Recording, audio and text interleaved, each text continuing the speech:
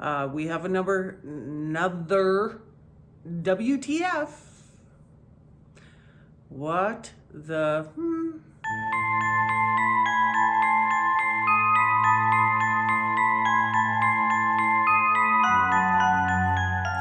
Hello. Welcome back to the Robin Carissa channel. So this is where we take all of your questions that you have to ask a psychic about the psychic world, psychic realm. Anything is on the table. I will talk about anything. Today we have a question from Christy Hetherington from Facebook, and she wanted to know about possessions.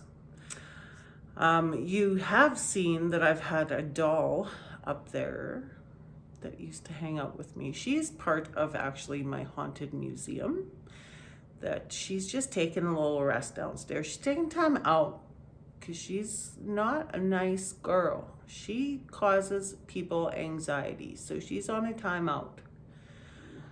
I'm sure you've seen all of these movies, The Conjuring, Annabelle, The Nun. Those are all actually true stories, guys. I don't know how many of you knew that, but they are based on Ed and Lorraine Warren, who are, well, Lorraine was a psychic medium, as well as her husband was a demonologist. So they focused on the heavy duty possessions, exorcisms, those kind of things. They worked a lot with the Catholic Church in what they did, and they themselves have a little haunted museum.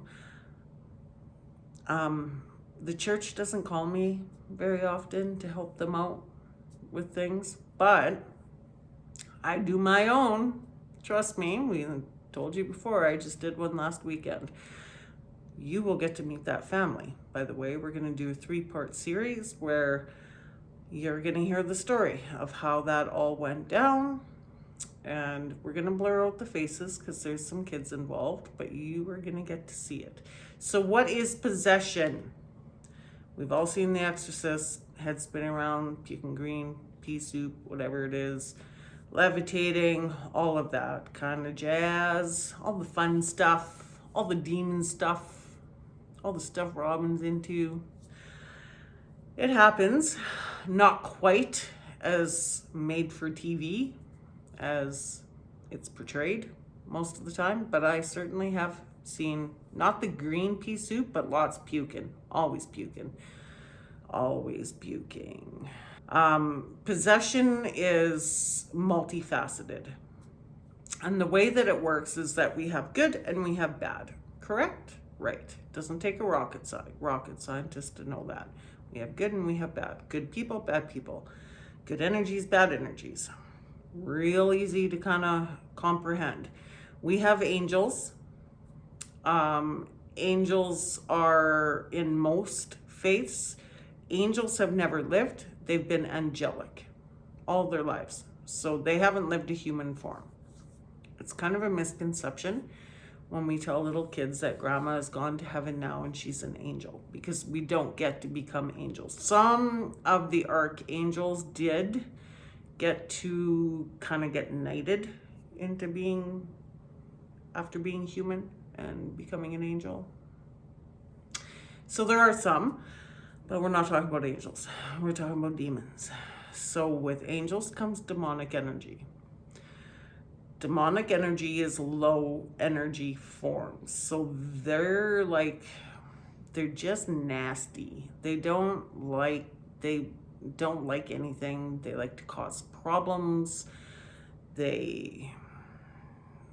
Their whole purpose is to get inside of a soul and to kind of wreak havoc and create chaos. That's the whole goal. Now, sometimes we just have bad energies or lower energies that are not demonic, that just make us feel yucky, that you want to smudge to get rid of if they're in your home. Not everything leads to a possession. Chances are you will never be possessed. Possession happens in different levels.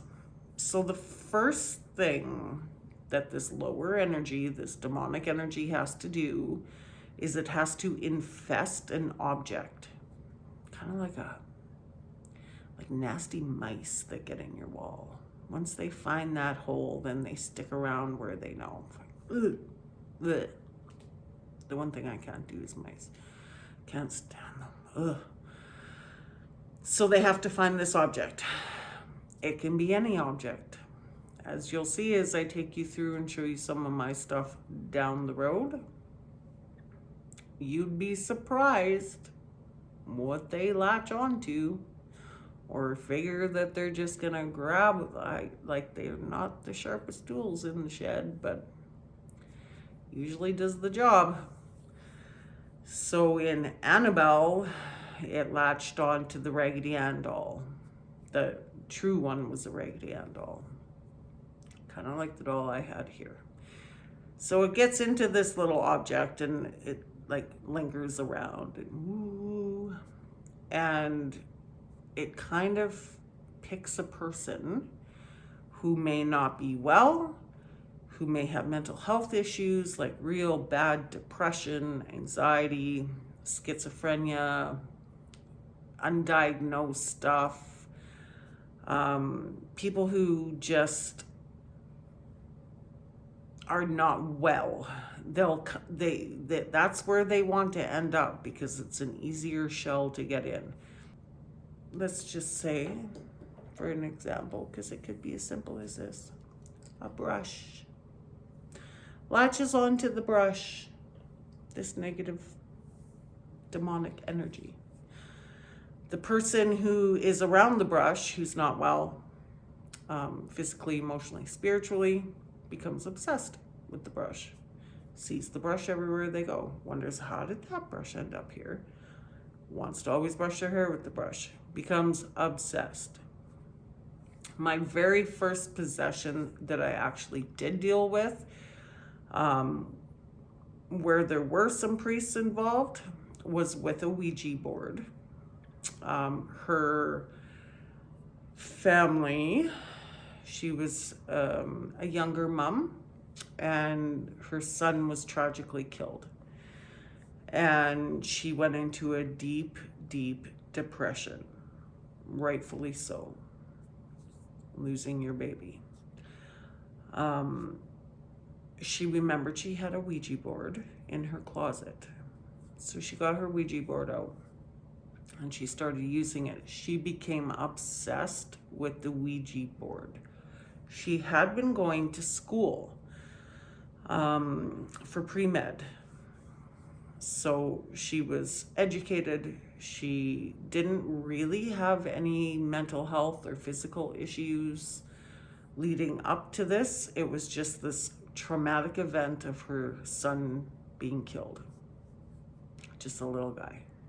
So she was obsessed with this Ouija board to the point that they had already called priests in, but her mother phoned me very concerned because she had lost tons and tons of weight. She had stopped eating. She was drinking all the time, using opiates to cope with the depression, sleeping pills with the booze, and literally was sleeping maybe two hours a night and then back to the Ouija board. She had quit school, everything. It was just this main focus was on the Ouija board. By the time we got to her, she almost had to be hospitalized because she was so malnourished. She was talking in tongues. And when I say tongues, it's like a ancient language that nobody would know. And she was correcting the priests that were there that were doing the Christian exorcism while they were talking, and she had never been involved with the church. So It was quite obvious what was going on, but she was slipping in and out. There were signs of consciousness and then signs that the demonic energy was coming out. After we kind of got things all together, and I've got the Ouija board here. Shocking, right? So surprising. I've got the Ouija board.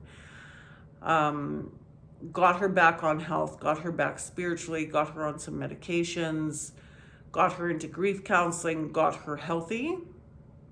That was gone. So we've got it back in the Ouija board, locked up, safe. She is now a doctor. I can't mention her name, but I'm so proud of her. She is a doctor now.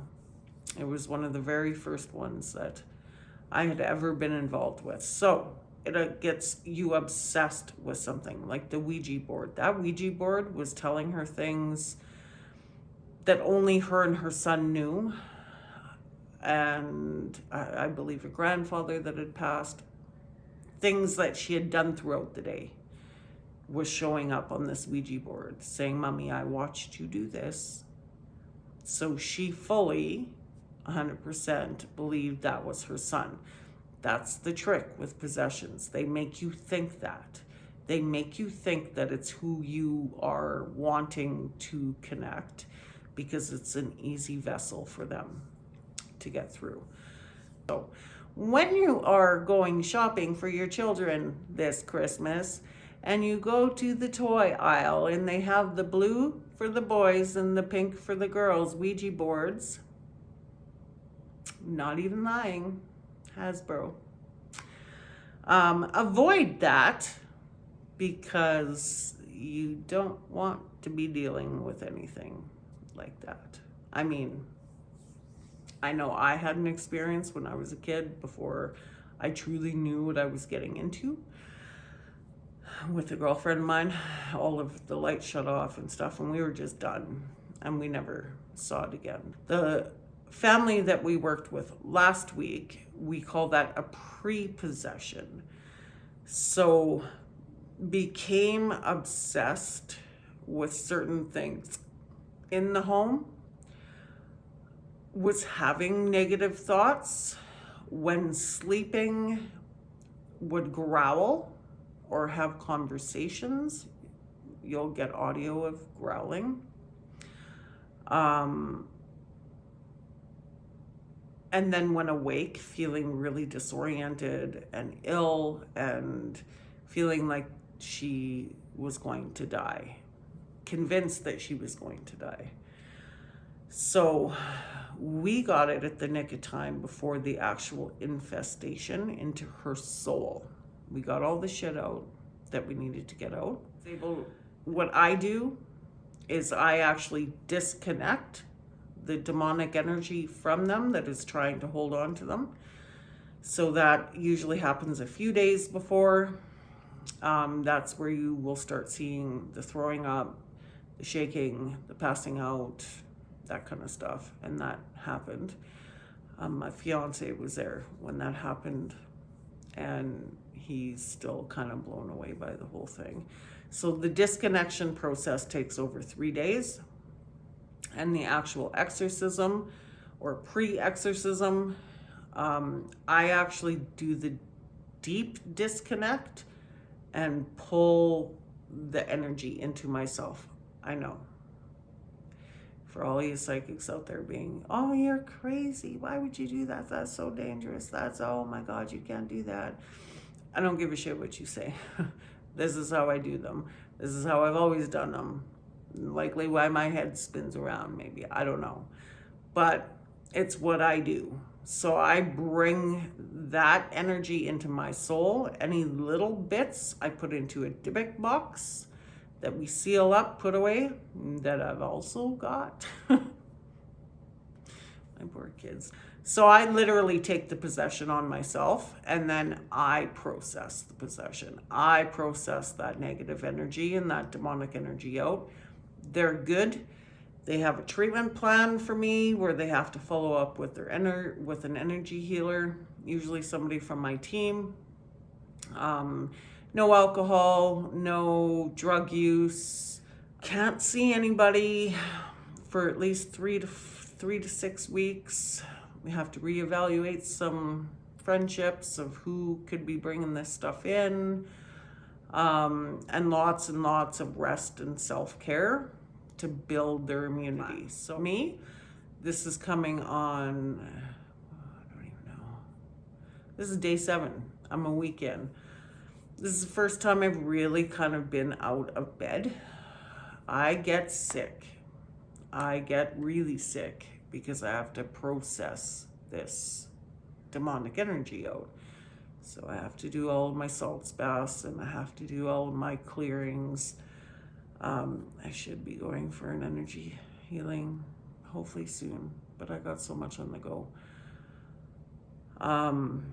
So I'm day 6. I haven't been able to do readings or work, very little. I've done a couple phone readings. I need to know that I'm secure for that week because I can't work and I have a family to provide for and I'm sick. So it's not cheap to get me involved. If you can catch something at the lower stages where you can just get a good house smudging, house clearing, stop it then. What it feels like in me is that my bones are crushing. My feet hurt constantly because I take that all on.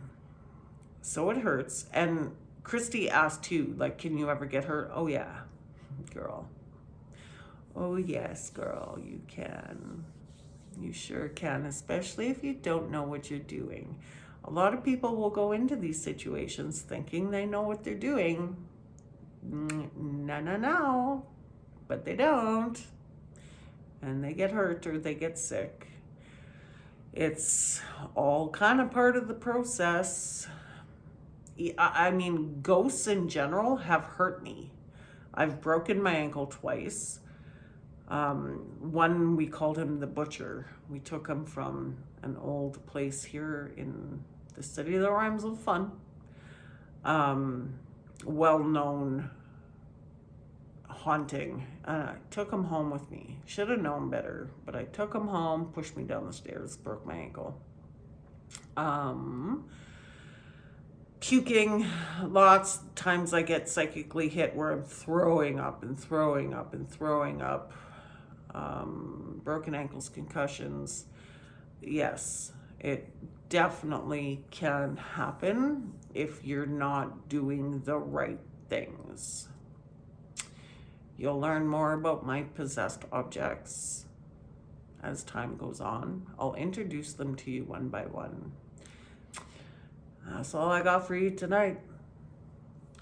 Look under your beds. Did you know actually that the highest EMF recordings will come from the bottom underneath your bed? We found that out. Our children found that out once when they were running around with EMF recorders. I always sleep with one leg out. Always out of the blankets. It's like superstition. So that if there's a demon or a bad energy, it's coming for me first. Superstition, probably. But have a good night, you guys. Sleep well. You don't have to worry about it. Who are you gonna call? Right here. Not far away.